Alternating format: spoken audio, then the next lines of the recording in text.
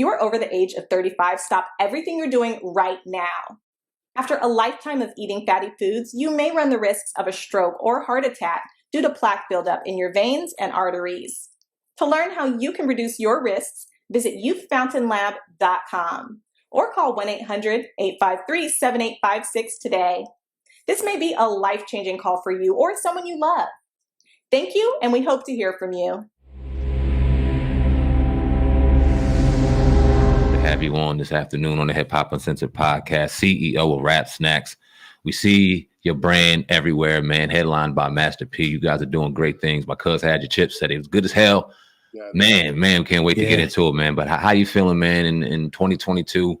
We're into it now, man, and things are going. So how you feeling out here right now? I'm feeling extremely blessed, man, to have a brand that people are really, coming together and supporting, number one. And number two, I'm just feeling, good about the journey, that we travel, and, really feeling good about people understanding what we're trying to accomplish with the brand. We always say it's deeper than Rap Snacks. We want to provide people with potato chips and snacks, but we also want to get the message out there, man, by entrepreneurship and supporting our communities. Right. So take us back to the beginning, man. I know you talk about working for somebody named Mr. Johnson. Mm-hmm. But before we get to that part, go back. Did you have any prior businesses that you started before that? Or did you come straight out of college and start working for him? No, I came out of college and started working for Mr. Johnson. Okay. And I always talk about how important that was in my journey, because if you look at, as Black people, we learn by seeing other people accomplish things, right? Mm-hmm. And, first and foremost, he was the first Black entrepreneur I've seen that was successful, was able to move a product, a Black hair care product that I didn't know really existed before I took the job. Right. So talk about some of the things that you learned from, because I know you said that you learned from him, how to handle business and, distribute products, but you said you wanted to do your own thing. So just go down the list, if you can, a few things of some of the things that you learned that you applied to, your Rap Snacks business. Well, first and foremost, I always believe that, we work backwards in this business, that the product has to be superior to what's out there in the marketplace. The product has to be good, because that's going to help facilitate your repeat business over and over again, right? You can have Jesus on the bag, and if that product doesn't taste good, nobody's going to buy it again. So that I've learned that, hey, you got to have a quality product to be able to continue, selling product. And number two is, the community you're selling to, you have to support the community you're selling to in order for your community to support you. We at Johnson Products, we did a lot of community outreach, a lot of, sampling, free goods, so I've learned that you have to reach out, to the consumer base that you're selling to, so they can support you as well. Indeed. Love hearing stories like this, because obviously in our community, you either got to dribble a ball, throw a touchdown, or be able to hold a microphone and rap or sing or something to gain success in our eyes and things like that. And you went out there and gained the product, learned how to distribute the product, manufacture the product, and market the product, and gain success from that. But it's the behind the scenes stuff that a lot of people don't know how to get the LLC or the S corp, pay taxes, deal with certain manufacturers and things like that. What drove you to get into that aspect of it? Because a lot of people, they have a dream, but then once they realize that kind of stuff is involved, they kind of shy away from it and they get out of it because they're not ready for it. What kept you driven while dealing with the other side of business that we may not have been taught early on? Well, actually, it was actually my drive, man. I just wanted to. I had an idea, and as I think back, I never thought it was going to be successful. It's a mind frame. It's a frame of mind that you have to be out there and really develop a successful business.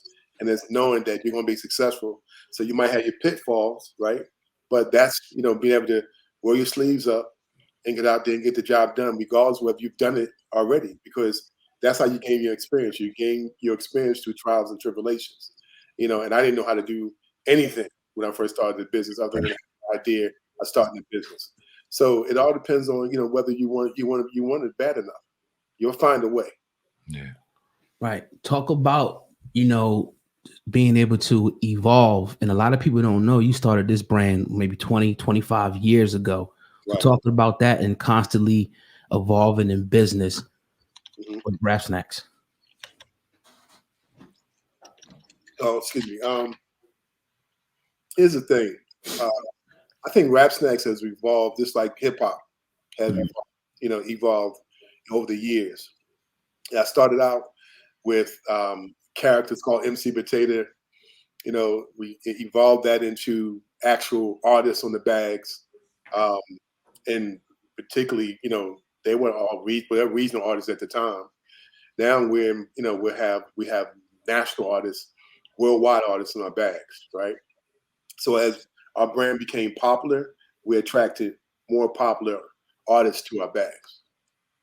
Right. Now you go and you tell a story about, because you had Mr. Whatever his name was, but then you got like Little Baby on there now, Master P, I think Meek Mill, Cardi B. So you had to go to Universal to get permission, right, to use these artists' image and likeness. So talk about that. The time you went to Universal to try to get permission, to do that, and then they ended up, I think, paying you. You said to put them on your. Yeah, it was, just thinking about what those guys were doing to promote their artists back in the day.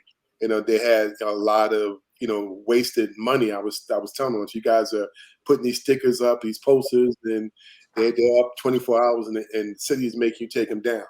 So I have a solution for you that you can make my bag of Rap Snacks your poster, and nobody's gonna take them down.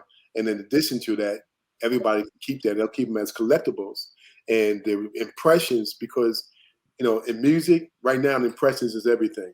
Whether you're on a bag of potato chips, whether you're streaming your music, it's all about impressions. It's all about people continuing to hear your brand and your name that wants them to eventually, stream your music. And at the end of the day, that's what they want to do. Was it your goal to create not only a novelty item, but a snack somebody can enjoy as well? Because like you said, people collect them. Sometimes somebody doesn't necessarily want to eat them. They want to keep the bag and collect the bags and stuff and keep them as a collection. So was that your goal when you created it, or when did it become a vision of yours to say, oh, I got two things in here? Oh yeah, it was all about the business strategy. I knew if they had their favorite artists on the bag, some people would collect them and some people would want to eat them. Mm-hmm. Right? If you eat them, you can still collect the bag. Mm-hmm. It was definitely a strategy, then and now. Dope. You're from Philadelphia, Pennsylvania. We from South Jersey, so we obviously are very close to Philly and know it very well. Right. And we know like the blood and the pulse of that city. Talk about how that influenced you and how that gave you drive, being from the city of Philadelphia, and what did that do to mold you and who you are? Yeah, and I think Philly guys is like really underrated when it comes to music. We got a lot of history, man, in Philly when it comes to music.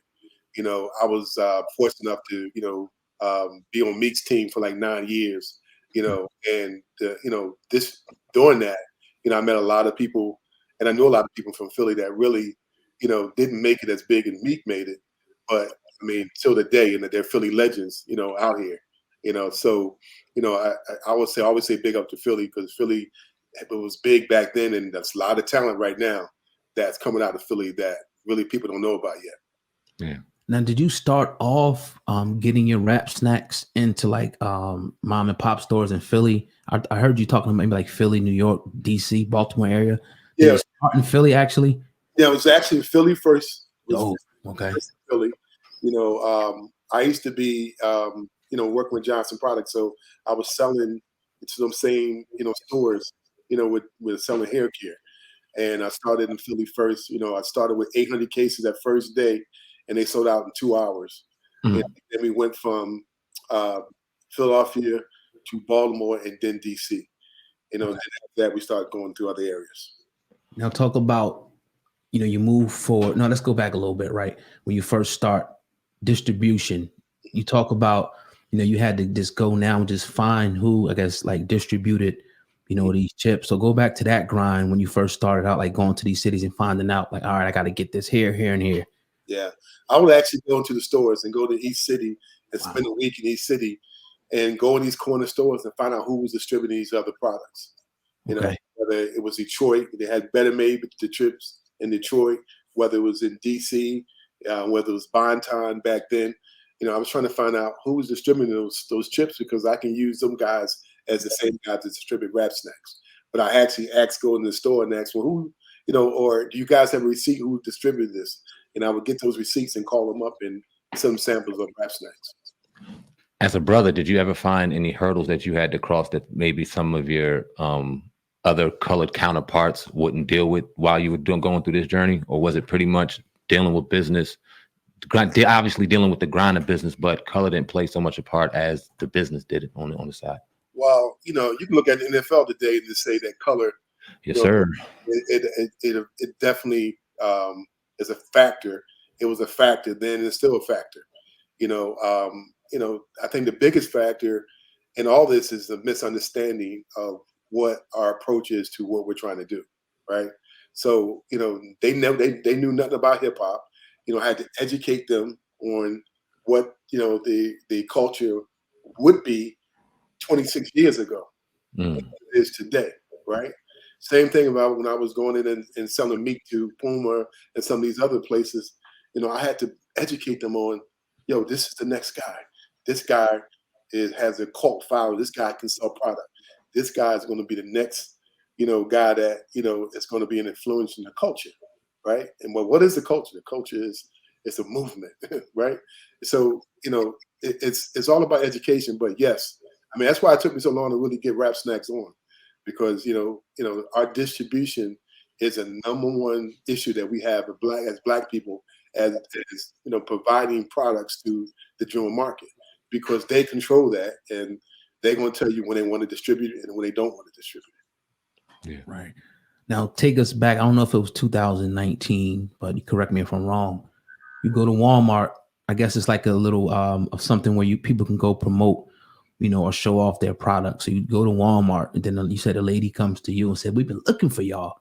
Yeah. So talk about Walmart and then how that catapulted your business to the next level.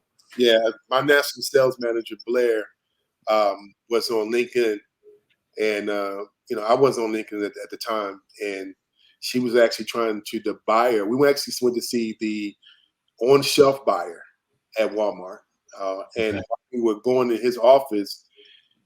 Blair had a Rap Snack shirt on, and she said, "Oh, we've been looking for you.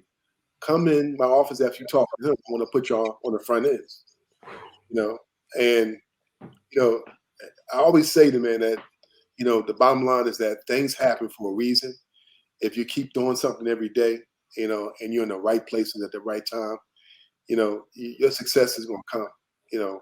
Took a long time, but that was the moment where I was like, wow, Rap Snacks is really being recognized at this level where they want to put us on these shelves. We started with 2 products at Walmart on the front ends. Now, to date, the next set will have 6 items on the shelves at Walmart. And Sam's too, because I think we bought like a big box from Sam's now too. So and they good, man. Talk about the process of coming up with the different flavors, because obviously you guys wanted to be outside the box with the flavors, and honestly, they're one of the best chips that I ever had, man. I ain't gonna lie, they're very good. But talk about that process if you can.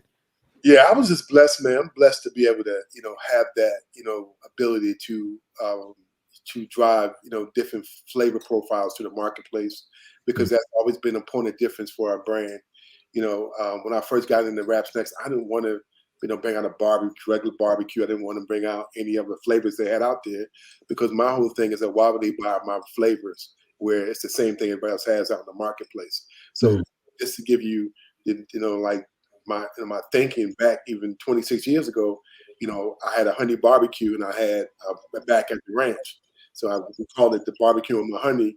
And I call it also, the sour cream for Dab Ranch, which D'Amico is on right now.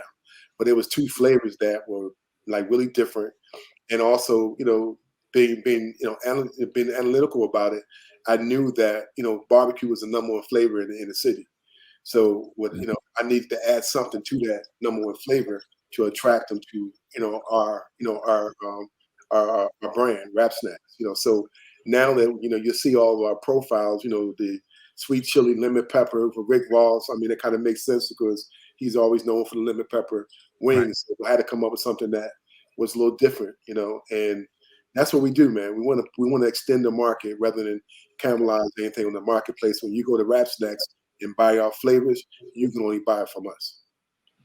Dope. Now, early on in the conversation, you said you went to Universal and had to get clearance for certain rappers to get their faces and likeness on the Rap Snacks bag. Was it weird to go to Universal to ask for another man's or another person's likeness to be put on there as opposed to going to the individual? Talk about that experience. Yeah, I mean, it was a blessing in disguise, man, because, this lady named Jackie Reinhardt, who was the vice president of marketing at the time of Universal, she got it. She was a outside the box thinker. And then usually when I'm connected with these type of people, they can see the vision. And it really wasn't weird because I didn't have the ability to go directly to him at the time anyway. Right? But now I do, so it's really better, because now you have that relationship with these guys, because artists are really about, trusting people, and they're also about, they're really adamant about being seen with their brand the way they want to be seen, right? So when I'm able to deal with, these artists, and I'm like, hey, I got this flavor. What do you think about this? Oh, add this. And some people are more pickier than others. Bad Yo is like the most pickiest guy I've ever seen. Really? Yeah, oh yeah. What flavor did he want? Yeah, I mean, he got a heat versus hot flavor. You know what I mean? He was flaming last year, so I said, look, heat versus hot. And put that out there. And we got a dill pickle jalapeno, for him as well. And then we got a hot onion ring coming out for him. But and I mean, it's good, man, because he's challenging me. Like, look, James, I like this, I don't like that. So it was really cool though. So we're definitely bringing that to the market pretty soon. Now, as far as like the taste test, I'm sure you guys do that. Is it like a panel of people, or are you the last person that decides, like, all right, I'm putting this on the market? Everybody in my office, man, they gaining 20 pounds, a week over here. They test it every day, man. We got stuff, man. You can see my desk. I got stuff. I got, samples here. We always sampling over here, man. So you got, that's part of being able to work at Rap Snacks. You got to have some good taste buds and be able to kind of give that honest feedback. So talk about getting with Master P, man. You obviously had your business going for a long time, but then P jumped on and took it to another level on top of level. So talk about that, man, getting with Master P. Yeah, so me and P, man, we're like brothers, man. You know what I mean? He called me up years ago when I was at Universal, because his label was at Universal at the time. So I had him on the bags and some of his other artists on the Rap Snacks bags. So he was like, man, I like what you're doing. You know what I mean? Let's keep in touch. So we kept in touch, man. We really grew our, like a friendship over the period of time.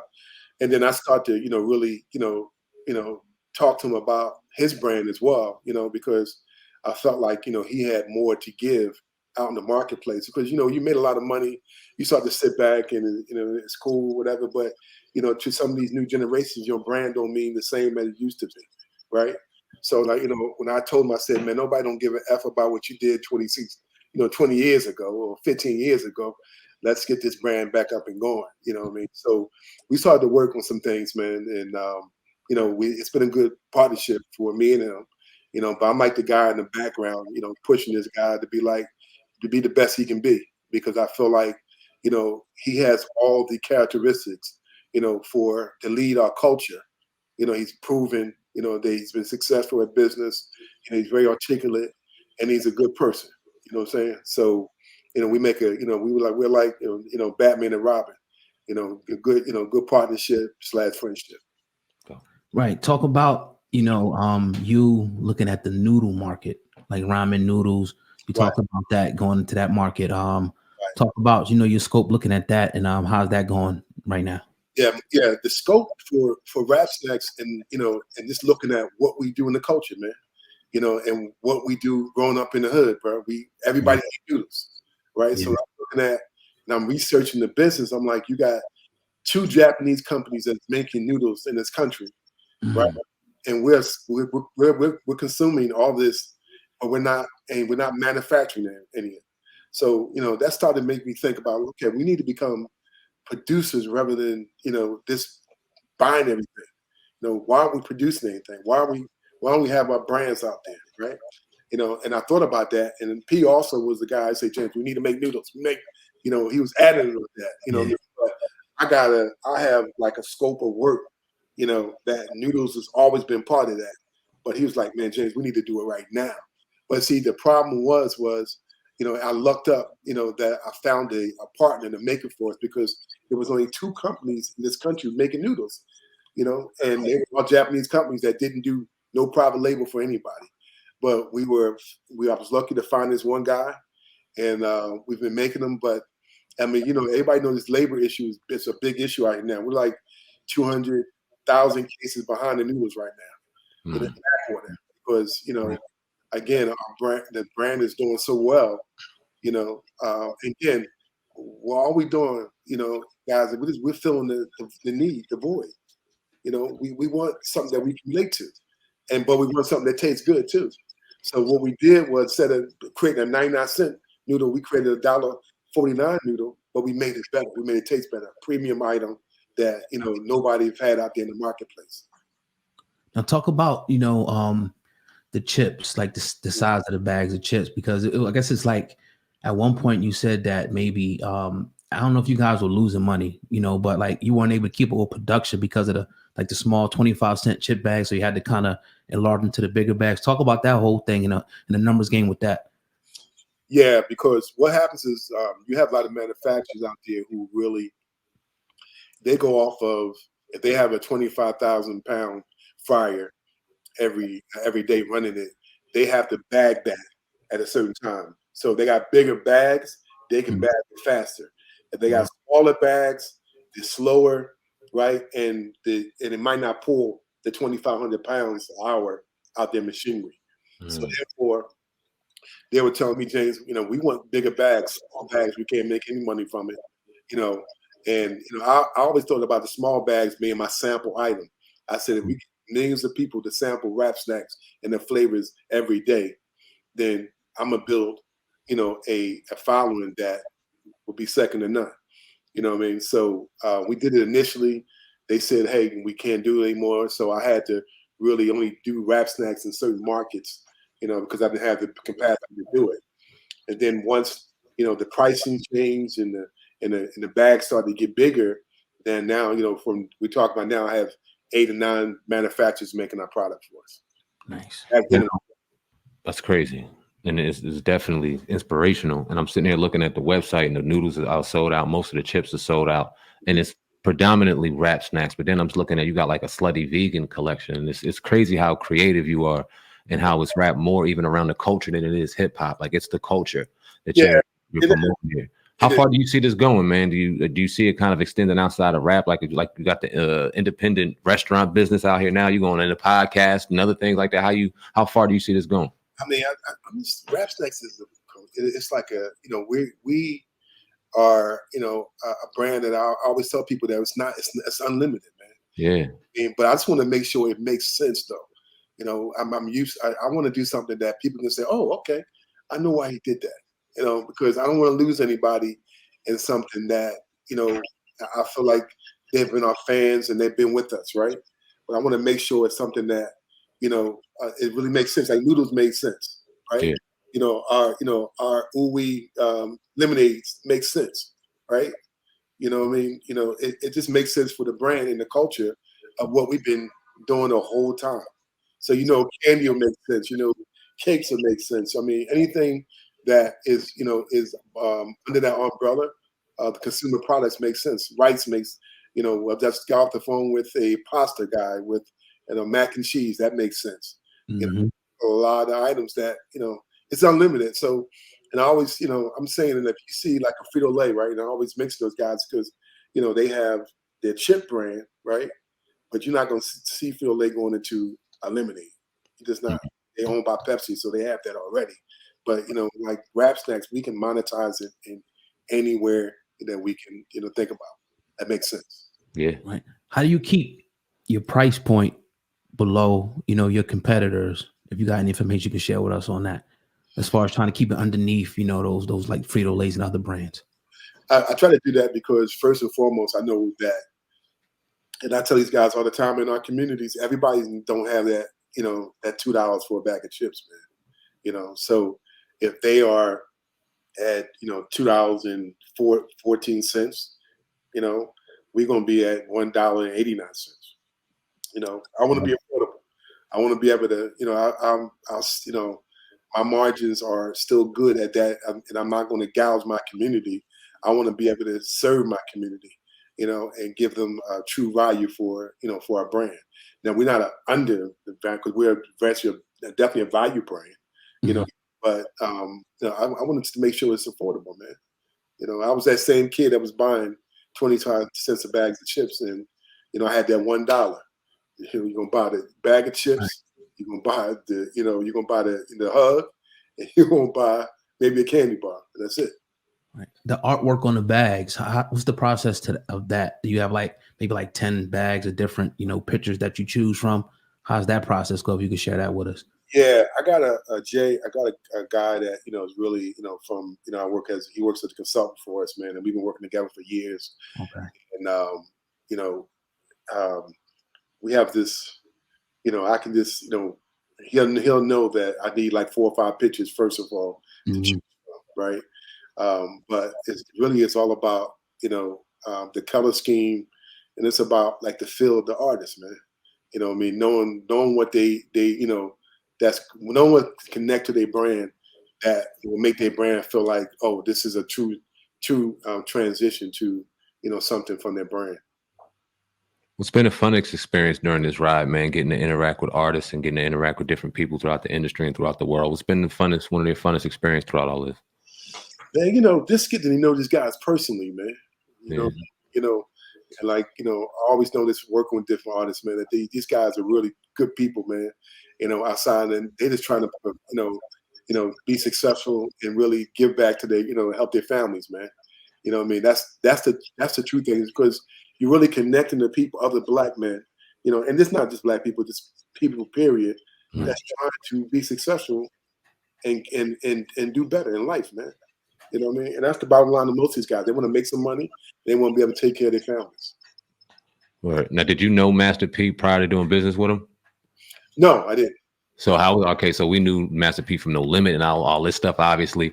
When you got that call, when that conversation happened, how was that initial? Like, oh shit, I'm about to meet Master P, or was it like, nah, it's business as usual? Let's work. Yeah, it was business as usual, man, because I always feel like, man, you know what you got, bro. Yeah. Like, I feel like, I'm gonna get a call from anybody. Dope. And that's what's been happening. I've talked to Kanye, I've talked to everybody about what we're doing, man. And I felt like, I know we're outside the box. We continue to be outside the box, and we built a hell of a brand here. So when you have that, you're going to attract all the people that you think that you never talked to before. Right. I heard you talking. You were talking about, how people sell their businesses. Would you ever, or have you ever thought, have you got any offers ever from a bigger company to like buy you guys out, or is that something that you would ever do? Well, I mean, they always say that, and I'll tell you that you build the business to sell, right? Mm-hmm. We've talked to some people. I just feel like we got a lot more to offer, right now, and we're about building other businesses outside of Rap Snacks as well. So Rap Snacks is our our flagship, right? But we use this to be able to connect with other markets that I want to go into. So yes, I would sell it, but I've talked to some people, but I don't feel like it's the right time right now. You were talking about one of your conversations. You talked about Meek Mill. You said he had a heart of gold. What did you learn taking over from the music industry, bringing it over to the chip industry? I just learned, man. I've learned a lot, man. From the music industry, because I just learned how artists think. I just learned, that they want to be seen in the best light, and that's the same thing I want to do with Rap Snacks.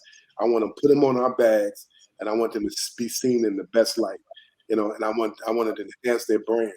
I'm a brand guy, so I want to be able to enhance their brand, and make them, seem big in their life, because that's what the brand's all about. It's about you not knowing everything, but really getting the impression that this guy really got it going on. So I take them same principles from with artists as I do with putting them on the Rap Snacks bags.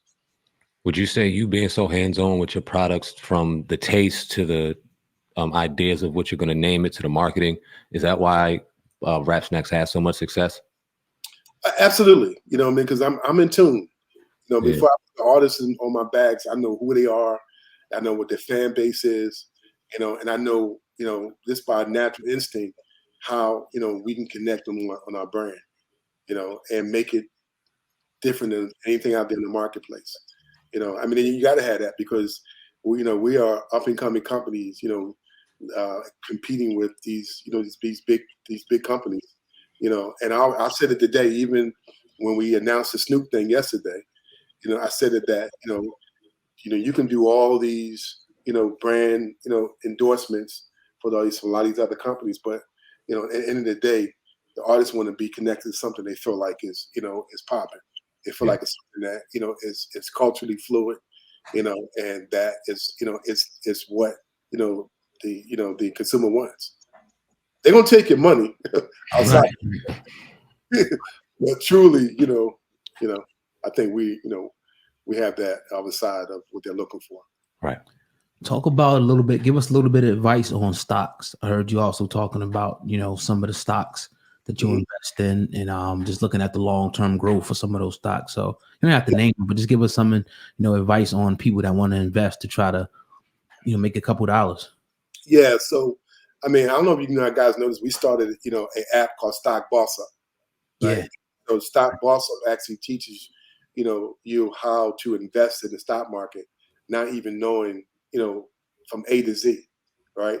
And not to be long-winded, this is one of the things about, a nonprofit, that we're talking about giving back to the community is really educating us on financial literacy and understanding if you invested $1,000 in Tesla 10 years ago, what that would be worth today. Yeah. Right.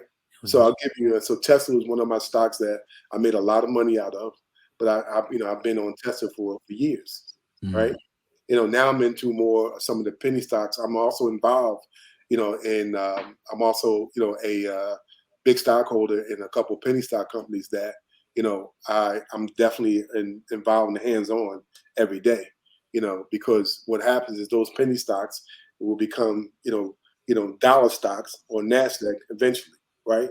So that's how people make their money. They make their money starting on the smaller stocks, and then you work your way with those guys. And once you get into the other bigger markets, you really set to really make a lot of money, but you really set to make what we call generational wealth, because there's a difference between generational wealth and just making $1 million a year. $1 million a year is not generational wealth, and that's the difference between, the Elon Musk, and other people out here working. He's dealing with publicly traded money that is turned into generational wealth, where we're out here, we're not even thinking about, stock market. We're not even thinking about, what the average of the stock market is every day. If you're invested in over a period of time, we want our money right away. So, it's a difference of long-term investing, but also being backed by, a publicly traded company that, can help you really turn not only your life, but your generation, and generations after that to follow. Indeed, man. Talk about your nonprofit. Get a little more into that, with you guys going over there and some of the positive things coming out of it. Yeah, so we started our nonprofit, about 4 years ago, and the guy who runs my nonprofit, Wise, Intelligent, Poor Righteous Teachers, back in the day, we're doing everything from programs in the schools. We have the Boss Up, Stock Boss Up program. We have, a program that it's a cafe that we have in Black schools around the country, that are teaching, kids how to run cafes in school. They actually get credit for it, as just like a course. Because I feel like, again, how I learned by seeing another successful, Black man, run a successful business. So now they can see, do that in school, and they can actually work in there and understand and learn that business. They don't have to go run a cafe, but they can run a business. Yeah. So, it's more for us. It's more on the job training, that really that we're focusing on, with these young kids. What made you not give up? Because you say you started, 25 years ago. I'm sure you had a lot of ups and downs. What made you to stay the course and say, you know what, man, I'm gonna see this thing through until it gets to, multi-million-dollar company?